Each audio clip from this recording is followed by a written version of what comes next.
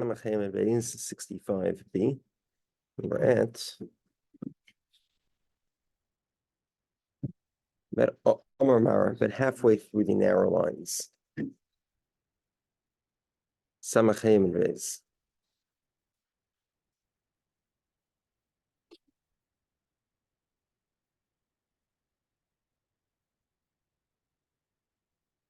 Sorry for the delay. One of my kids woke up in the middle of the night. He threw up and it was like a mess. So Oh no. okay. The rabbis taught Beroisha v'chamishisei. Moment hamishtalim beroish ma'asef chemish moment she'em mishtalim beroish ein ma'asef chemish. Okay, so let's explain this. Just think how far we go back.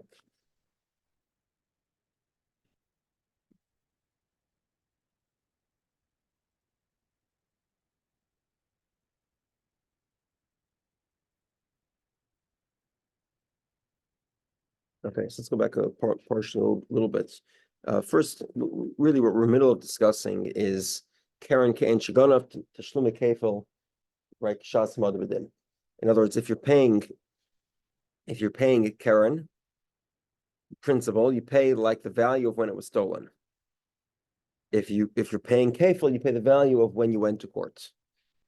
And the Gemara interpreted that scenario in a very specific case, which is that the animals, let's say, was worth 4 when you stole it. Now the value has gone down, right? The animal's physically intact, but the value has gone down. Now it's worth 1.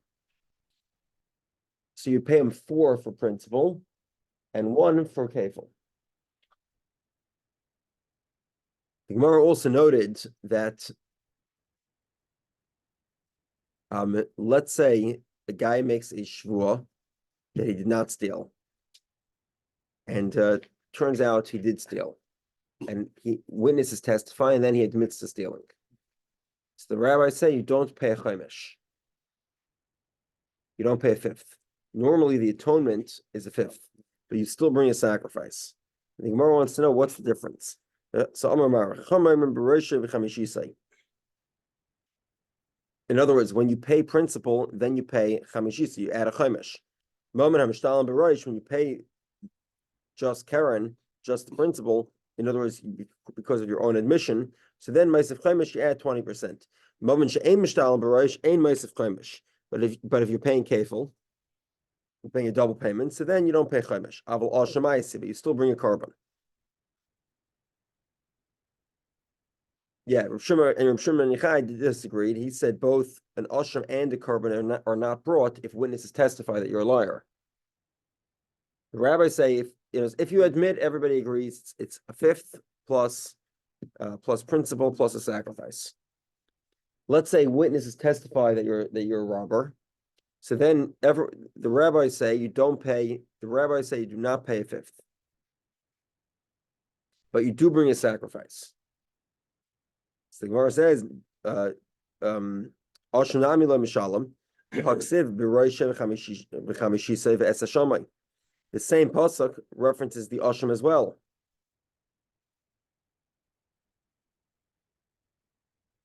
So it's the next. It says Shilam Oisei B'Roishe B'Chamishisa Yosef Olav V'Es Hashama Yavel Hashem. So why isn't V'es Hashama? Why doesn't that connect to the first idea?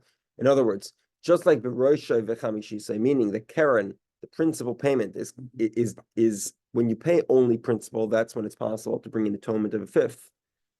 We should apply that same rule to Asham, to the sacrifice. Amelach Rabbanon Es Paske Kra. S is a separation.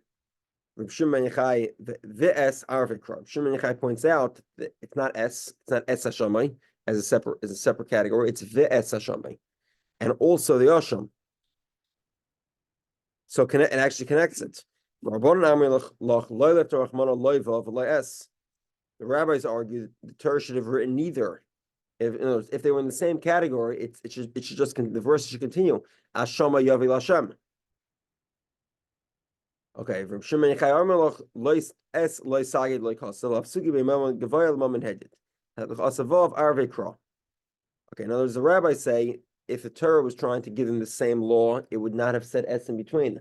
Not S, not VS. Whereas Shimon Yochai says no. Torah often will use S to make a distinction, the word S to make a distinction between monetary matters and a sacrifice. So S is that distinction. Now VS, the Vav at the front of the words, that connects the two categories and makes them into one. That's the debate between Shimon says there is no sacrifice. The Rabbi said there is a sacrifice. This is the debate. Amar Biloy. Biloy says, "Ganav Klev and Asa Ayel." He stole a what are the English words here? Lamb. A lamb. Thank you. And it becomes a ram. Or a egel v'nasa shor, a calf becomes an ox. Nasa shina biyada v'kanai. So that's considered a change, and he acquires it. Okay. Just as we'll skip a little bit ahead, we'll discuss this in more detail very shortly. The concept here we spoke about yesterday is called shinoi kaina. That means if you steal something, it's even before you steal something, whenever you own something. You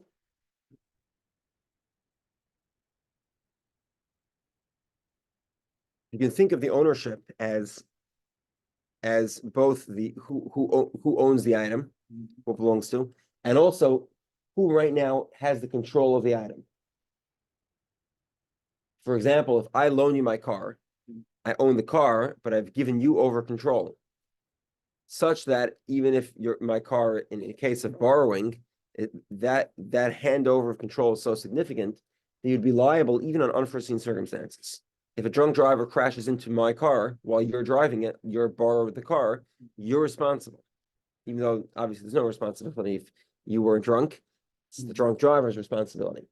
But in other words, you've taken my place so much that it's as if it's yours in a certain sense, because the control is yours. Similarly, this is what happens when a robber steals something. You own the item, but you don't have control over it. It's the robber that has control. That changes when the robber changes the stolen item. So for example, let's say he steals a bottle, right? And he has a swig, right? He grabs a swig. That's a change now, right? The bottle doesn't have what it used to have. Okay, and therefore, because the bottle doesn't contain what it used to contain, he acquires the item, meaning that now the robber has financial debt to the nignav. What he said, the former owner, right? The one who it was stolen from.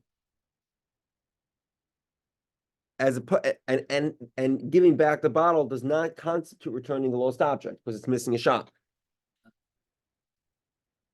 Make sense? And this is true with basically anything, right? So if I steal a table and I break it, can't get back a broken table. It's not what I stole. And it would also be true on the other. Let's say he improved it. So he stole some woods, and now he built it into a table. So you can't get back the table. That doesn't constitute giving back the woods. So he keeps the table, and there's a financial obligation. So now we have the question: is what happens when the animal matures? He stole a lamb, and now it's a ram, or he stole a calf, and now it's an ox. Nasa, we'll discuss this concept more. Shinoi is going to be a major theme in Parak Meruba, and further down the line as well. This concept of Shinoi Kaina, a change makes the item belong now. The actual ownership of the item belongs to the robber. It's not just that he controls the item, because obviously he does, stole it, but also he owns it, and he has a financial obligation now instead of an obligation to return the actual item exactly the way he stole it. Okay. Okay, so now he steals the lamb or the lamb or the calf, turns into a ram or an ox. It's kind of that's change. He acquires it. Okay, once he owns it, there's no tavach u'machar anymore. Tavach u'machar is the way you pay dollar b'hay. So again, you steal something, you pay kefil. We should change that again. Qualify that, right? If you steal at nighttime, you pay kefil. If you're a ganav, you pay kefil. If you're a godzlin, you're a mugger, you don't pay kefil. A mugger meaning not necessarily someone who beats you up on the street and steals your wallet, but anyone who walks into your house in the middle of the daytime and steals your stuff in front of you, that's a goslin, without a gun. With a gun, he's a ganav. he's considered a nighttime thief because he needs to come into armor. It's actually machlokes, but we can list them mezuyim armed robbers are ganovim, not gazlonim. And then a ganev who steals either a sheep or cattle, and then he slaughters it. Page position. We are on the second wide line of 65b. So he slaughters it, or he sells the animal. Then he pays 4 for the ox and 4 for the sheep, 5 for the ox. Now, if he acquires the animal because it used to be a lamb and now it's a ram, or it used to be a calf and now it's an ox, in that case there would not be daled hay. Why not? Because he slaughtered his own animal. You need to be slaughtering the stolen animal, selling the stolen animal. But here he acquires it with shinoi, so it's his. Rav Chanina had a question to Rav Eloi. He stole a lamb, v'nasa al becomes a ram. Egel, a calf, v'nasa shor becomes an ox. Okay, so this is a very strong question. He pays either double or 4 and 5. It's exactly the same scenario. Exactly the same scenario. He says, and Rav Chanina says, what do you mean? You pay twice, you pay 4 and 5. The Brisa clearly counters the opinion of Rabbi Eloi.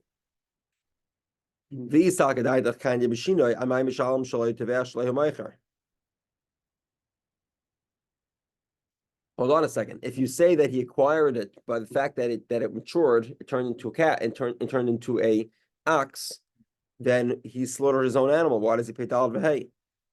Okay, now this is a very strong question, but Rav Eloi chose to ignore the question and instead attack the questioner. Right? So he goes after Rav Chanina now. And we'll get back to the question soon. So don't forget about the question. Okay. Amar Loi, so Rav Eloi says to Rav Chanina, okay, so what's your solution? Okay, so what are you telling me? You're telling me that Shina does not acquire it, right? Meaning that the transformation, the maturation of the calf into the ox it's not owned by the it's not owned by the thief. Okay, if that's the case, hold on a second. What did Rav say? Rav says you steal, right? The Rav we started off the day with. The introduction was from we saw this yesterday. Karen Shaganav Tashlumi Dalad V'Hei is Kishas Amad B'Din, meaning you steal an animal that was worth 4. How much do you pay? And now it's worth 1. You pay Karen principal. You pay 4. Kefil you pay 1. Right, the value of now. So if that's the case, so according to Rav, you shouldn't be paying 4 times a calf. You should be paying 4 times of a what's it called? An ox. An ox. Okay.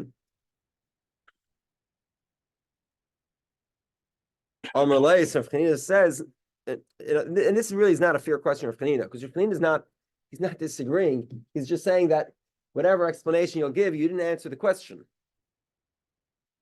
Again, what does Rabbi Eloi say? Rabbi Eloi says the maturation of a lamb to a ram or a calf to an ox constitutes a shinoi. If Chanina says no, it doesn't, and here's the brisa. So he doesn't even say no, it doesn't. He says, look, the brisa contradicts you. So he says, okay, so what would be the opposite? He doesn't like the opposite possibility.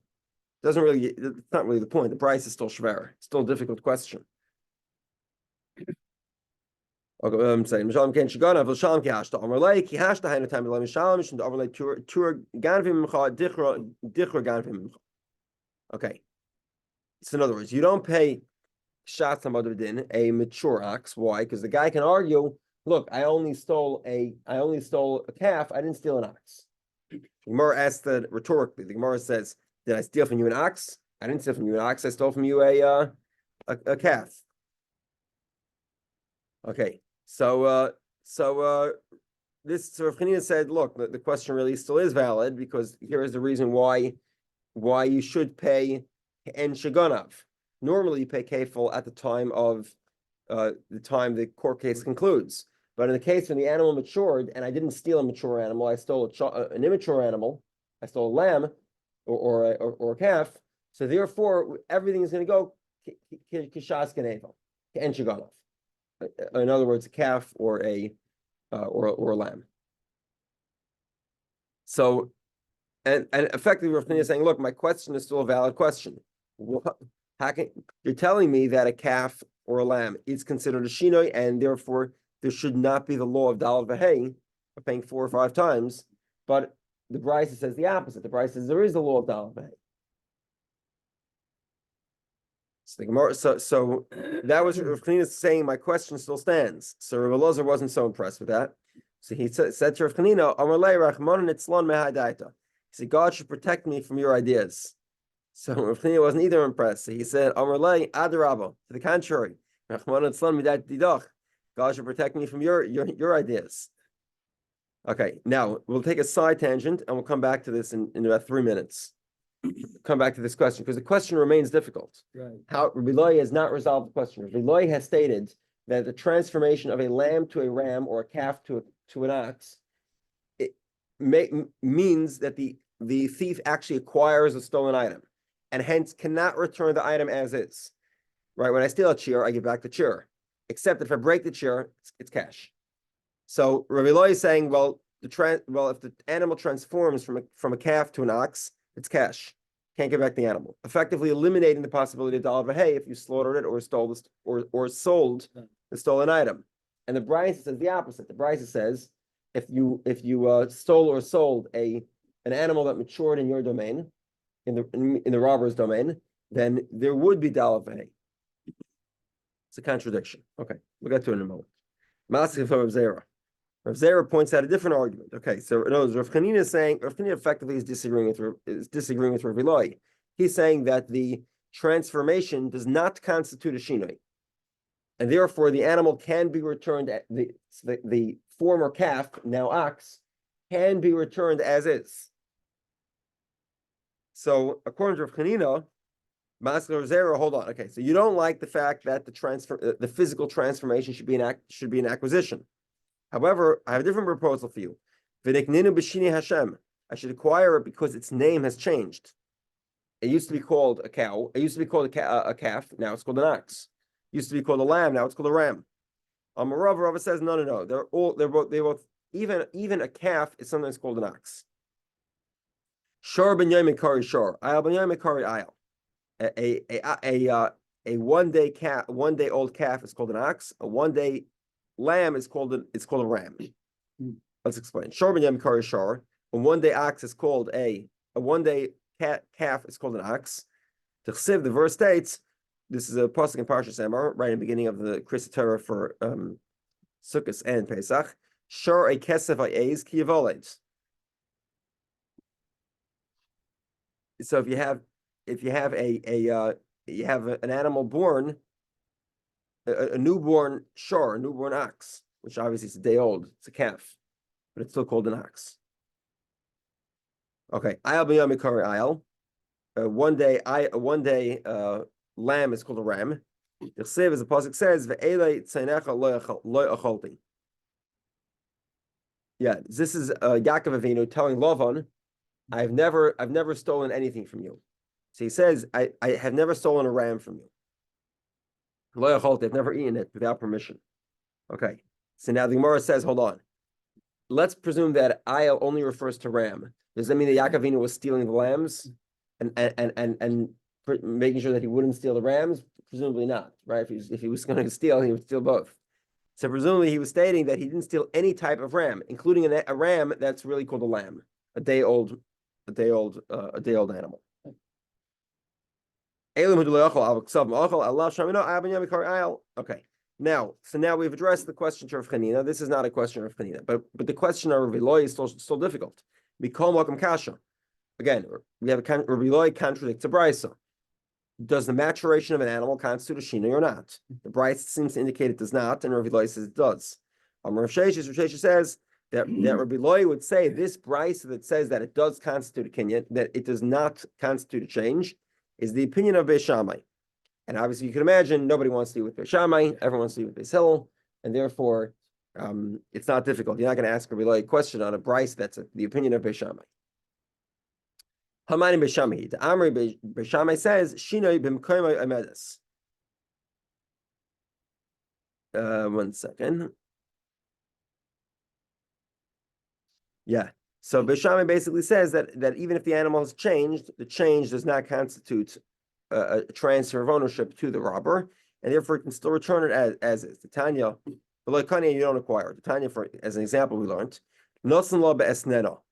Okay, so this here refers to the law of esnan zaina. The Torah forbids an esnan zaina. Esnan zaina is the payment that's made to a prostitute. So, for example, let's say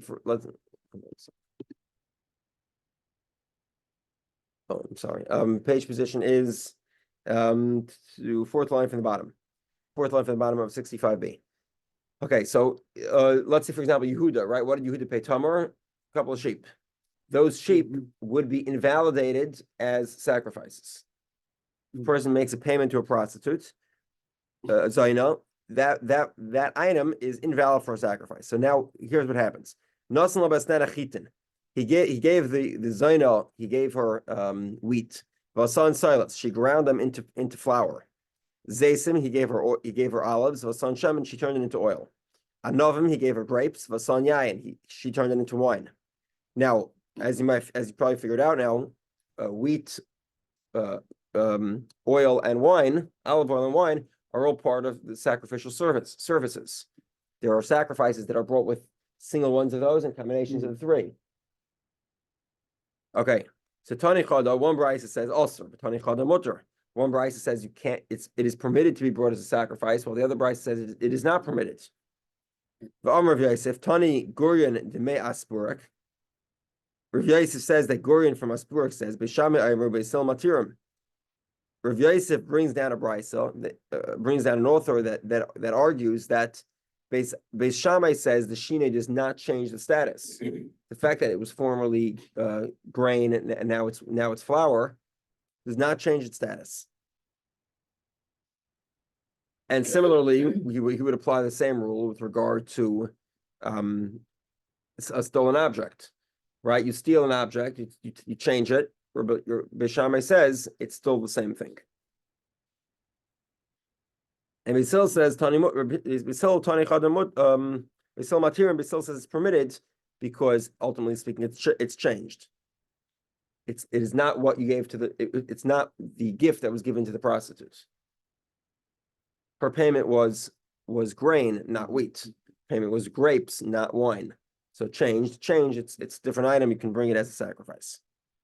My time of the Beis Shammai. What's the reasoning of Beis Shammai? They'll say gam l'Rav shneim.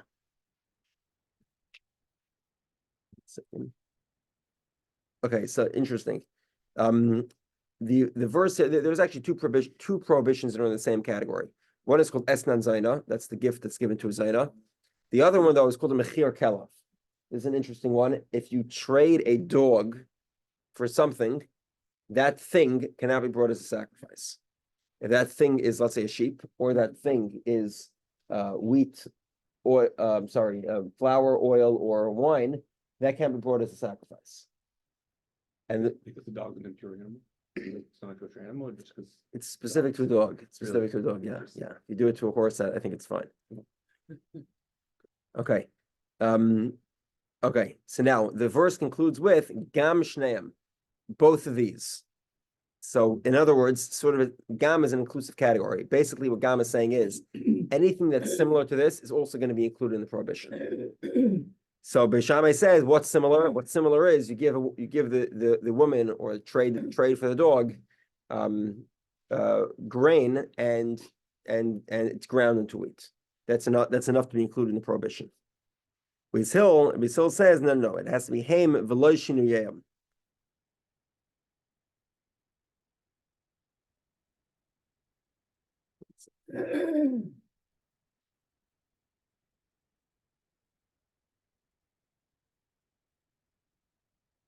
Beis Hillel says that you read the Gam Shnei means also both of them.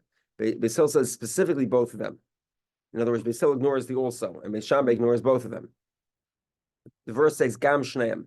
Beis Hillel says Shneim, these two examples, but nothing else. And Beis Shammai says, well, Gam seems to be more inclusive. Beis Shammai Ahu Heim V'Loi V'Lo Sam. So in other words, Beis Shammai says, in other words, that the children of, let's say an animal is given to a zayna, or in change of a dog, and it gives birth to a child, that child is permitted as a sacrifice. So in other words, only the item itself directly. But if, let's say, you plant the grain and it grows into new grain, then that grain would be permitted to be brought as a sacrifice.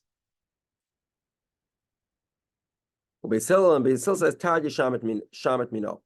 We learn, in other words, Beis Hillel says, look, Shneha means these two and nothing else. It means not when the item changed from wheat to, from grain to flour, or if it changed from the animal to its child. That's also excluded. They're both excluded from the same verse. Hey, okay, Beis Hillel Haksiv Gam. What about Beis Hillel? He says the word Gam seems to be more inclusive. So the Gemara says, you're right, Gam and Beis Hillel Kasha, it's difficult. The question remains. Okay. Ad kan loy pligi, elamar savar shini kaina, mar savar shini ene kaina. Ein shini kaina. Aval in tashlumi kul alma kedem mikar mishalom. Kul alma kedem mikar mishalom. The debate in the two brises is about how much you pay. I'm sorry. The debate in the two brises is about whether or not I sent over a funny message. Okay. The point in the brise is not about the debate. The point of contention is whether change to the item constitutes an acquisition on behalf of the thief, such that the thief cannot return the stolen object as is, because it's changed. However, everyone agrees that the price that's paid is the value of the animal before it matured. What's the punishment for stealing? The punishment for stealing is to return the lost objects. If it's matured and you can't return the stolen objects. So if it's matured, then you can give back then the animal itself is given back as is, but the kefal, the double payment, which is only for a nighttime thief, that would be paid like the original value. So it'd be paid as a calf. Okay. So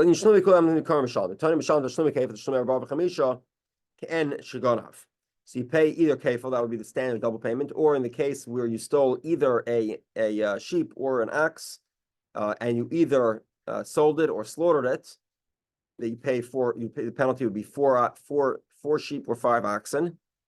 That you pay ke'en sheganav like it was at the time it was stolen.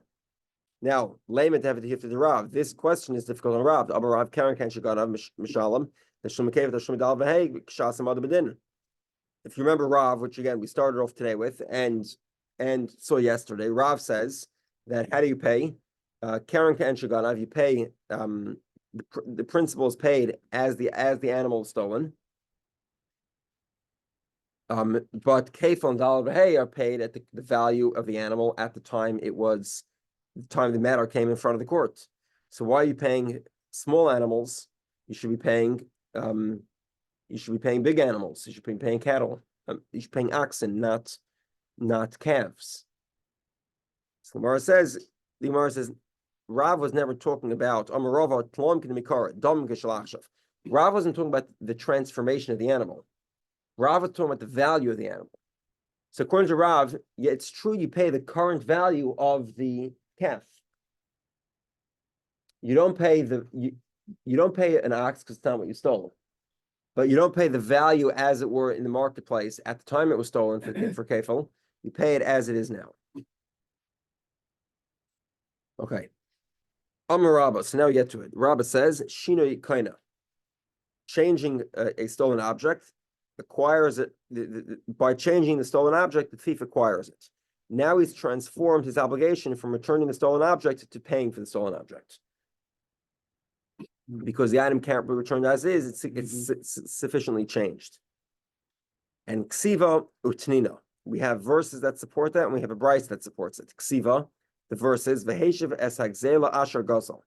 So read closely. V'heshiv, he returns, es hagzela, the stolen item, asher gazal, that he stole. Seems quite repetitive, right? Returning the stolen object, obviously it's what you stole. What does that mean, that you stole? It means matam lemer asher gazal, that was stolen. Im ke'en shegazal yachzer, im lav dam ba'am b'ishlumilei. Meaning, return it as it was when you stole it. But if you changed it, then you have financial obligation. Tanina, the brayso says, "Agoizel eitzim ason kalim." Somebody who steals wood and turns it into vessels. Semer, he steals wool of ason begodim. He turns it into clothes. Okay. Mishalim kishas gzela. He pays the value of either the wood or the material before it was turned into an item of clothing, as it was worth at the time it was stolen. Another possibility is, okay, this is the law of Reish Sagez. Reish Sagez is the first shearing of the animals, of the sheep, is given to a kohen. It's a gift that's given to the kohen. 1 second. Okay, so now, let's say a guy was shearing his animal, and before he had a chance to give it to the kohen, like he didn't have a chance to actually give it to him until he dyed it. So now his white wool is some other color. Potter. So he does not give it to a kohen. 1 second.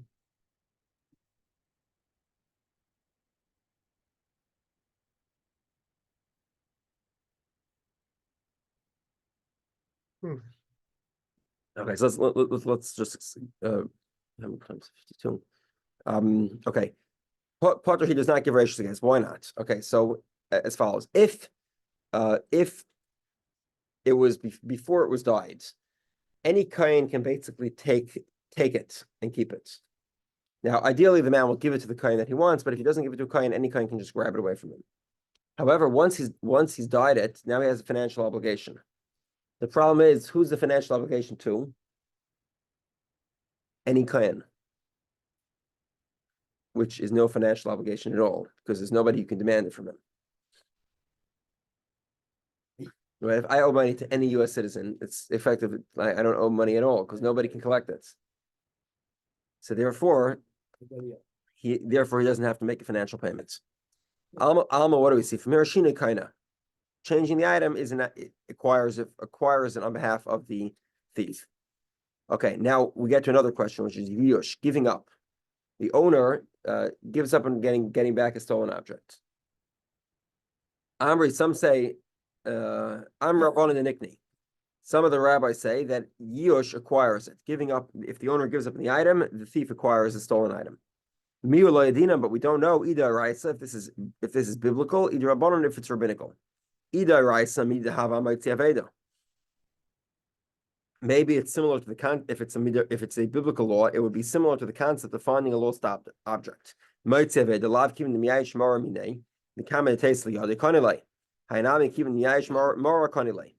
Okay, by a stolen item. 1 second. Yeah.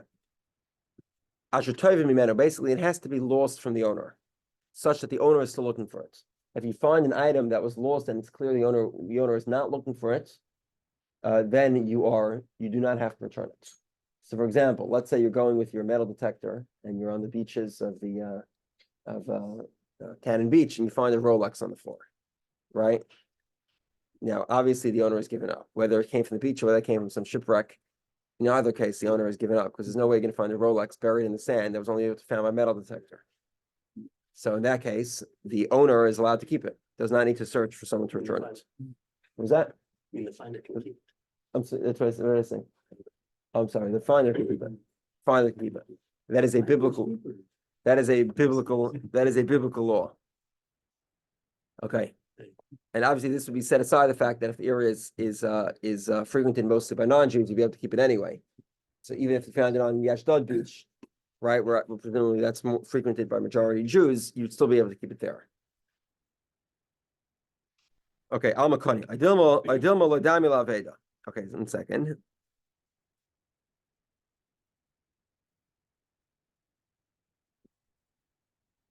Adama, or do you say Ladami Laveda? This is not similar to a lost object. Why? Because Aveda who dechi asay liyadi beter asi liyadi. Aval haik even to be sur asay liyadi midrabanan. So one possibility is it's the right, so like we explained. 1 second. Or the other possibility is that there's a fundamental distinction. By a lost object, the owner had to have given up from finding it before the finder found it. Whereas by